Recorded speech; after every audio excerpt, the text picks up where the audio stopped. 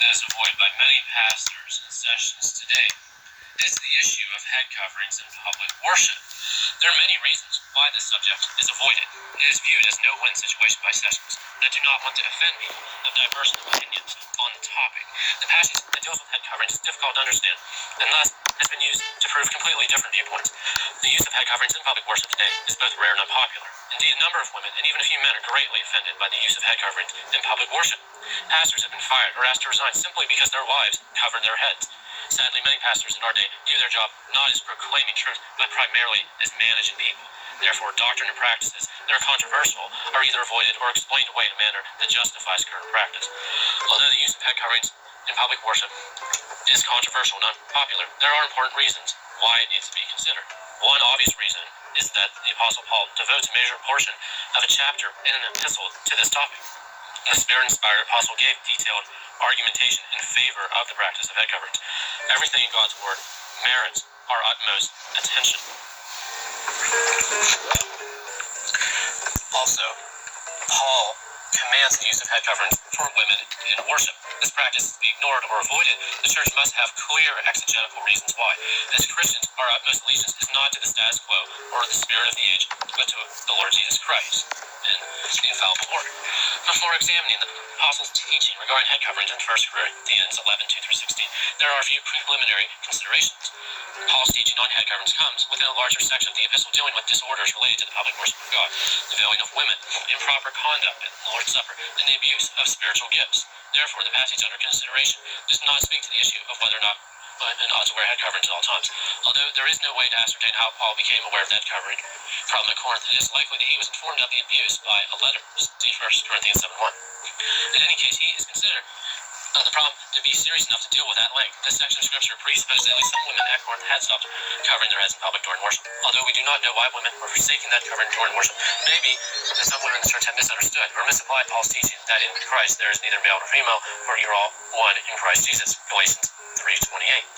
And I want to add my own comment here that it has been common and still is common in the Jewish faith for women to cover their heads. The more Orthodox and conservative Jews practice that's common in many cultures. And it's clear from nature itself, as Paul says, that women are to have long hair. But going on, the standard Orthodox interpretation of Galatians 3:28, which was held by the Reformers and universally accepted until the church was influenced by feminism in the 19th century, is that it speaks of the oneness of female beneficiaries of God's grace in Christ. The apostles' teaching that in the matter of salvation, social status, race, and even differences of gender are totally irrelevant may have been twisted into a statement regarding role differences between men and women. Paul's emphasis on God's ordained order of authority, 1 Corinthians 11:3-7-9, implies that women need to be corrected in this area. 4. The apostle begins the section dealing with abuses in public worship by praising the Corinthians for keeping the traditions. Verse 2, the word translated traditions, paradises, or ordinances. In this context, first the word of God is handed down by Paul. The apostle's giving of praise before correction has puzzled a number of commentators. Why does the apostle begin a section correcting false practices by praising the Corinthians for obeying inspired apostolic doctrine? There are a number of sensible answers to this question. It is possible that abuses in Corinth were conducted by a small minority in the church. Thus, Paul could praise the main body as being faithful. Another possibility is that Paul commends the Corinthians for being faithful in many areas before he corrects them as an encouragement to even greater faithfulness. In other words, he praises them for the good before he admonishes them for the bad. Also corrects them in a loving, tactful manner, as father does a sensitive child. A foundational theological statement. Interestingly, the apostle begins his teaching on head coverings in public worship, not with a rebuke or delineation of the problem, but with a foundational theological statement. But I want you to know that the head of every man is Christ, the head of a woman is man, the head of Christ is God. This theological statement serves as a reference point for verses 4 and 5. The fact that some women in Corinth were not covering their heads during public worship is a symptom of a greater problem. It is an indication of a false understanding of what Jesus' word entails for social relationships in the new covenant era. Therefore, Paul begins with a statement regarding God's ordained order of authority in creation. The view of proving that it is an unseemly thing for women to appear in a public assembly with their heads uncovered, and on the other hand, for men to pray and prophesy with their heads uncovered, sets out noticing the arrangements that are divinely established. Paul knows 4 gradations of authority that apply to the great order: God, Christ, men, and women. Head of Christ is God. The point refers to the fact that in his incarnate state as mediator, Jesus has voluntarily assumed a position of submission to the Father. Obviously, as the second person of the Trinity, the Son is equal in power and authority to God. The head of every man is Christ. The statement is true in a number of ways. As God, the Creator's Son, is supreme Lord over all men and women.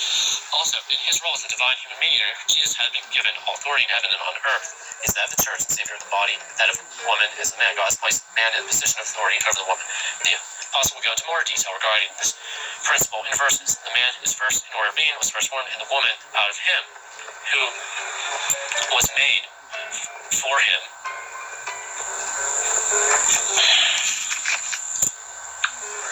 and he not for the woman, and therefore must be head and chief.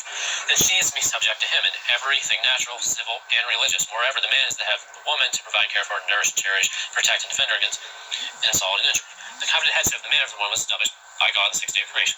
This principle is taught throughout Scripture, and notable examples of Ephesians, where the husband to have the wife is also Christ head of the church, and he is Savior of the body. There are a number of things to note regarding Paul's initial statement on authority. First, the apostle does not set out to prove the principle of authority and subordination, but merely asserts it as an established fact of God's created order. Second, the authority structure that Paul sets forth is universal with respect to time and place. This creation ordinance as law or principle is founded on God's created reality. The headship of the man or woman is not in any manner a product of culture or social evolution. The covenant headship of the man or the woman applies throughout all history to each and every culture. Any attempt to circumvent Paul's teaching regarding this matter is an act of rebellion against God himself, who established this authority structure. Third, the word translated head means ruler, leader, or the one who has authority over. Feminist and egalitarian attempts to avoid the clear meaning of this passage by interpreting the Greek word as source have been thoroughly discredited. Fourth, Paul's statement regarding man's authority over the woman does not mean women are inferior. Men and women are metaphysically, as regarding their being, essence, or nature, equal, although different in many ways. Men are physically stronger than women. Peter refers to women as the weaker vessel. Also, they are equally spiritually before God. They are saved and sanctified in the same manner and have the same status as Regina, children of God Christ. Therefore, women are not second-class citizens in the family, church, or society. The difference between men and women that Paul describes refers to function, purpose. Man was created to lead in a loving manner as servant leader.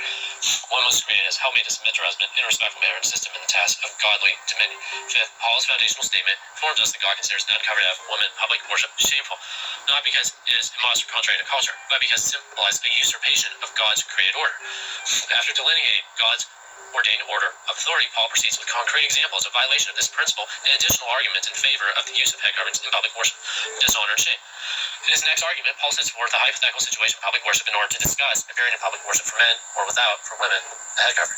Every man praying and prophesying of his head covered dishonors his head, but every woman who prays and prophesies their head covered dishonors her head.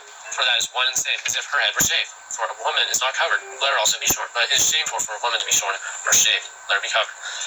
Praying and prophesying. Before we consider the apostles' argument from shame, there are a number of things to consider in this passage. There's need to find the apostles' reference to praying and prophesying in public worship. Many commentators consider the reference to praying and prophesying in public worship problematic because in 1 Corinthians 14, women are commanded not to speak during public worship services, since it is impossible for Scripture to contradict itself, and since it would be especially absurd for the apostle to blatantly contradict himself within the same epistle. Scholars have offered a number of different yet possible interpretations that answer this alleged difficulty. Calvin argues that Paul's discussion of women praying and prophesying during public worship is merely hypothetical because he later forbids the practice altogether. Another possibility is that the apostle regards women saying for direct revelation from God being an exception to regular speaking. That is the uninspired exposition of Scripture. In other words, since prophecy is God himself speaking without human exposition, women prophesying is not herself exercising authority over man. See Matthew Under's commentary. Perhaps the best interpretation is that acts of prayer and prophecy mentioned by Paul represent congregational participation in worship. Scholars refer to a description of part, in this case, a part of public worship for the whole, as a synecdoche. Commentator John Gill gives an excellent explanation of this passage. He writes, not that a woman was allowed to pray publicly in congregation, much less to preach or explain the word, for these things were not permitted. But it designs any woman that joins in public worship with the minister in prayer and intends on the hearing of the word preached or sings the praises of God with the congregation. While it's true that women do not teach in the public assemblies or lead in prayer, they do pray liturgically in unison with the whole assembly. And they do sing inspired songs that are prophetic when they sing songs. The reason it is important to properly understand the meaning of prayer and prophecy is that if coverings were only required during the specific act of saying forth divinely inspired prayer or new divinely inspired teachings directly from God, then one could argue that head coverings for women applied only to the first century before the gift of prophecy ceased with the death of the apostles and closed the canon. Since the use of the head coverings in both the Eastern and Western Church was universal in the post-apostolic era, it is extremely unlikely that head coverings were used only during the exact time that divinely inspired teaching or prayer was being spoken. Calvin writes, it may seem, however, to be superfluous for Paul to forbid women to prophesy with their head uncovered, while elsewhere he wholly prohibits women from speaking in the church. 1 Timothy 2. It would not therefore be allowable for them to prophesy even with a covering upon their head, and hence it follows that it is to no purpose that he argues here as to covering. It may be replied that the apostle here by condemning the one does not commend the other, for when he reproves them for prophesying with their head uncovered, he at the same time does not give them permission to prophesy at all, but rather delays his condemnation of that advice to another passage. What is a head covering? What does Paul mean when he says head covered? Does he refer to a piece of cloth, that is the veil, which is the traditional interpretation, or does he refer to long hair? There are a number of reasons why that covering must be interpreted as a piece of cloth or veil. First, words and phrases that Paul used to describe that covering are used in other places in Scripture to describe a fabric head covering over the head. Verse 4, the unusual phrase translated having his head covered, which literally means having down the head is used in the Greek Septuagint to translate Hebrew phrases referring to cloth head coverings. Although Paul's idiom is somewhat unusual, it is not without precedent. In Esther 6:12, Haman is said to have hurried to his house, mourning with his head covered. The Greek Septuagint translates this last phrase down the head. So also Plutarch speaks of Scipio the Younger is beginning to walk through Alexandria, having down the head, meaning that he covered his head with part of his toga, so as to be unrecognized by the people, and certainly, therefore, by this idiom, Paul is referring to an external cloth covering. This contrast that Paul sets up between men and women is even clearer here when the apostle used the phrase having her head uncovered, or literally unveiled.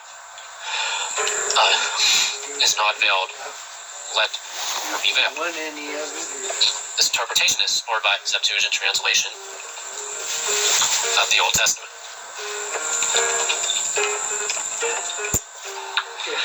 Which use the various forms of this Greek word to describe fabric cloth covering. In Genesis 38, the same word is used to describe Tamar covering herself with veil. It is obvious that it does not refer to hair covering. In Isaiah 47, we read, take the millstones growing meal, remove your veil, take off the shirt, your nakedness shall be uncovered. Once again, the covering is cloth or fabric. The word or covering derived from the word kalumna, which means a veil. The word kalumna is used 18 times in the Greek translation of the Old Testament and the Septuagint. Every time this word occurs in both the Old and New Testament, it always refers to a fabric veil. It's never used to describe the hair. Consequently, unless the immediate context refers to the hair specifically, we should always regard kalumna or one of its derivatives as referring to a fabric veil worn on top of the hair. Second, the covering of man's head associated with shame by the Apostle Paul. The background of this assertion is the Old Testament wear in time of sorrow, or when men experience shame, they cover their heads with a cloth. We read, so David went up to the extent of the Mount of Olives, as he went up, he had his head covered and went barefoot. All the people who were with him covered their heads and went up weeping as they went up. Another instance of the Hebrew word is in Jeremiah, when men are shamed and confounded, cover their heads because of a dearth of rain brought by God's judgment. The only other Old Testament occurrence of this word in the grammatical stem is in Esther 7a. It was seen that each of these Old Testament events and external cloth covering is what is in view. Third, the idea that covering refers to hair, not cloth veil, is rendered impossible by Paul's comparison between being uncovered and having short, mannish hair. In verse 5, the apostle says that being uncovered is bad because it is shameful, like having short hair, shorn or shaved.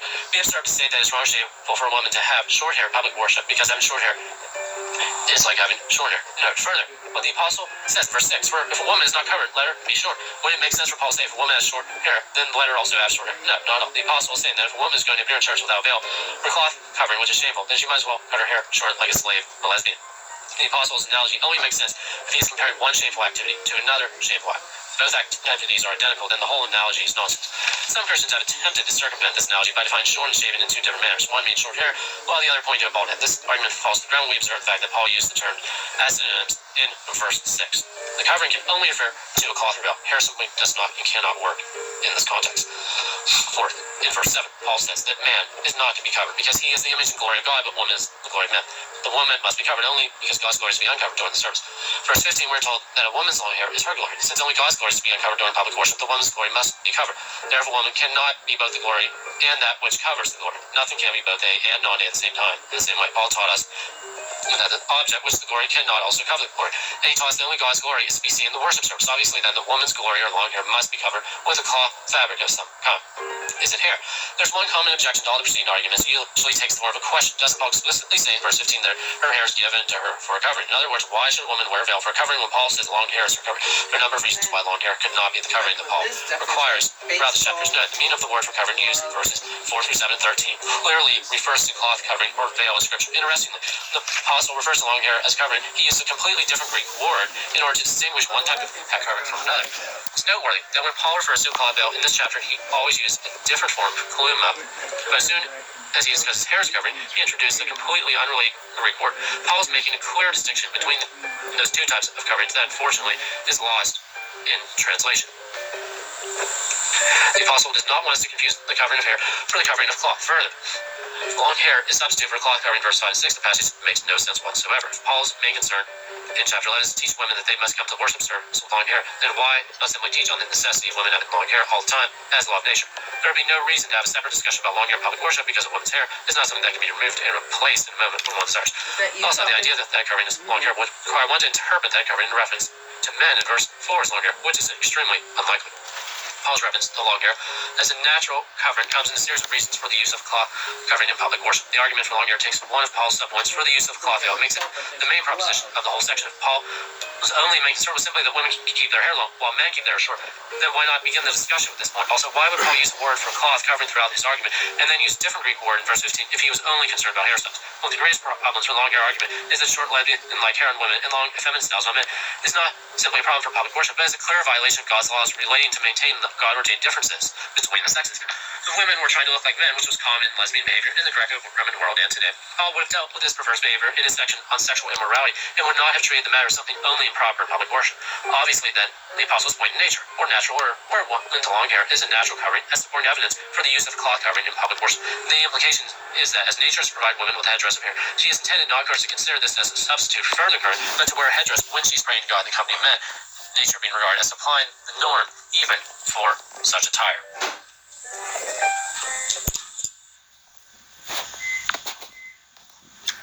As used quite often in the New Testament, and would justify the rendering, her hair is given her for a covering. Covering of long hair provided by nature does not interfere with the demand for additional cover contemplated in verses 5, 6, 13. And indeed, Paul appeals to it in support of the artificial covering. Bruce Walke observes the presupposition is used here nearer to its original meaning of over against. The long hair stands over against and corresponds to the covering considerated for public assembly. The natural covering, verse 15, asks for the worship covering of verses 4 through 7. The point is that verses 5, 6, 13 contemplate an artificial covering which is to be put on for the worship assemblies of the church, while verses 14, 15 induce a consideration from the order of nature in support of that which is enjoined earlier in the passage, but is not itself tantamount to it. In other words, the long hair is an indication from nature of the differentiation between men and women, and so the head covering required in verses 5, 6, 13 is in line with what nature teaches. The Greek scholar Bushel has noted that the preposition anti, which has the basic meaning of over against or in place of, can refer to a mere equivalent or estimation of similarity. He cites 1 Corinthians 11:15 as example of similarity. In other words, Paul is not saying that woman's long hair is the head covering that he is arguing in favor of in worship service, but rather is similar to the cloth cover. Nature points to the use of the cloth covering in public worship. God writes, it has been objected, not without a touch of irony, that for the very reason that nature has endowed woman with such covering, she does not need to add a second and artificial one. But this is to mistake the real bearing of the apostles' argument. All is spiritual in history. He means that nature, by constituting, as it has done, each of the two sexes has given both to understand the manner in which they will fulfill their destiny. For man, it will be public and independent action. For woman, life in domestic retirement and silence. Whoever has the least appreciation of the things of nature will recognize the profound truth of this symbolism. One's physical constitution is a revelation of the Creator's will regarding her. Not to conform to this indication is not merely to offend social propriety, it is to transgress the will of the Creator. Regarding the argument in favor of long hair as a covering, one more thing needs to be noted. It has been the experience of this author that virtually everyone, pastors, elders, sessions, individuals, who argue for long hair as a covering in public worship does not actually require women to have long hair. Why is this fact important? It is important because it reveals that, at least for many people, the long hair argument is little more than an excuse to avoid the real sign of submission, a cloth head covering. Many avoid this charge by arguing that the apostles' main concern in this selection of scripture is to teach believers that hairstyles must be different from men and women. In other words, the length is relative. Women's hair must be at least a little longer or at least a little different, more feminine style than men's. If this assertion is the apostles' point, then it's noted why bring it up in a discussion regarding proper attire or decorum during public worship. Are we to believe that reversal of sexual roles regarding appearance is permitted outside the worship service? Unfortunately, most of the pastors who exegete this section of scripture today are more interested in justifying their wife's current practice than carefully determining the meaning that God intended in the text. Pastors who preach sermons that offend a large number of the feminist-influenced women in the church usually suffer some form of persecution. Dishonoring your head. Paul says that a man with head covering in public worship dishonors his head, and a woman without covering dishonors her head. What does it mean to dishonor his or her head? There are basically three interpretations of this statement. The first interpretation regards the term head metaphorically. Therefore, man dishonors his head, Jesus Christ, while the woman dishonors her head, man, her husband, her father, or for widows, the elders. In support of the interpretation, Fee writes, the head that would be shamed as man's metaphorical head of Christ. Several things make this clear. The ascendento, no joining particle or conjunction, gives the sentence the closest possible tie. Paul uses the personal pronoun his rather than the reflexive his own to refer to himself in this way. It compounds metaphorical usages without warning. Otherwise, the preceding theological statement has no place in the argument whatever. Therefore, Paul is asserting that if the man were to have his head down when praying Protestant, he would bring shame to Christ in some way, or at least through the relationship established by Christ being head. The second interpretation regards the term head literally. That is, man who wears head covering dishonors himself. A woman who does not cover her head dishonors herself. Charles Hodge prefers this interpretation, because in the immediately preceding clause, the word is used literally. If he covered his head, he dishonors his head, because the woman who goes unveiled is said to dishonor her own head, as what follows shows herself and not her husband. It is more obviously true that a man who acts inconsistently this station disgraces himself than that he disgraces him and placed him in that station. As a commanding military officer who appears at the head of his troops in the dress of common soldier instead of his official dress might more properly be said to dishonor himself and his sovereign. For a free man to appear in the distinguishing dress of a slave was a disgrace. So the apostle says for a man to appear with the conventional sign of subjection on his head, disgrace himself. If the man be intended to represent the dominion of God, he must act accordingly and not appear in the dress of a woman. The third view combines the previous view into one. In other words, Paul purposely uses the somewhat ambiguous term head in this context because he wants the court to understand that not only does a violation of proper time public worship bring dishonor or shame upon oneself, but it is dishonorable to act toward one's authoritative head. That is the one authority over the man or the women. A man who wears a head covering in public worship shames himself by appearing in the assembly of the tire of a woman and brings dishonor to Christ by covering God's glory. The woman shames herself by appearing as a man, dishonors her husband by appearing in a manner that is a usurpation of his authority. The unveiled woman dishonors her head because that is the part once the indecency is manifested, also by claiming equality with the other sex, she disgraces the head of her own sex. The third view is the most likely given the fact that immediately before verses 4 and 5, head clearly refers to the one who has authority over the man or woman, but immediately following verses 4 and 5 is obvious that a woman without covering brings shame on herself, whereas the same as being shorn or shame. A woman who does not wear a head covering shames herself by appearing in a shameful manner, and she brings dishonor to her husband by usurping his authority. Shorn or shame. Paul's argument for a cloth covering in verses 5 and 6 is dependent upon a comparison between being unveiled